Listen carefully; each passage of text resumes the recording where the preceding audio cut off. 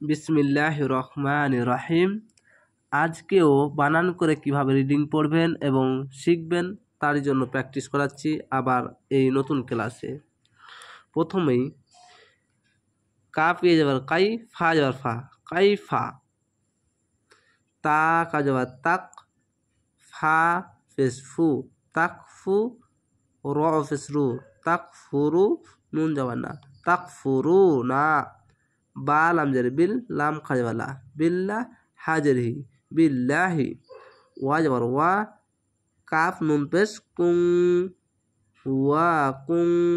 তামিম পেশ তুম, ওয়া কুং তুম। এটা ওয়ানেস্কারের মতো হবে, এটা ইকফা গুন্না। হামজা মিম যাবার আম, ওয়া আলিফ যাবার ওয়া, আম ওয়া। তা হামজা দো যাবার তাং, ফা যাবার ফা, তাং ফা। হামজা হা যাবার আহ, ইয়া আলিফ যাবার ইয়া, আহ ইয়া। কাফ মিম পেশ কুম, আহ ইয়া কুম। এটা হচ্ছে ইকফা গুন্না। এখানে যদি থামতে পারেন, এটা জিম আছে, এখানে থামতে পারেন। সা মিম পেশ সুম, মিম যাওয়ার মা, সুম মা। এটা হচ্ছে ওয়াজিব গুন্না। ইয়া পেশ ইউ, মিম ইজের মি, ইউ মি। তা পেশ তু, ইউ মি তু। কাপ মিম পেশ কুম, ইউ মি।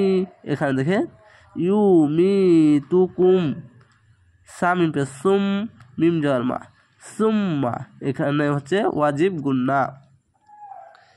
ইয়া পেশ এটা ইয়া হাফেজ ইউহ, ইয়া ইয়াজের ই, ইউহ ই। কাপ মিম পেশ কুম, ইউহ ই কুম।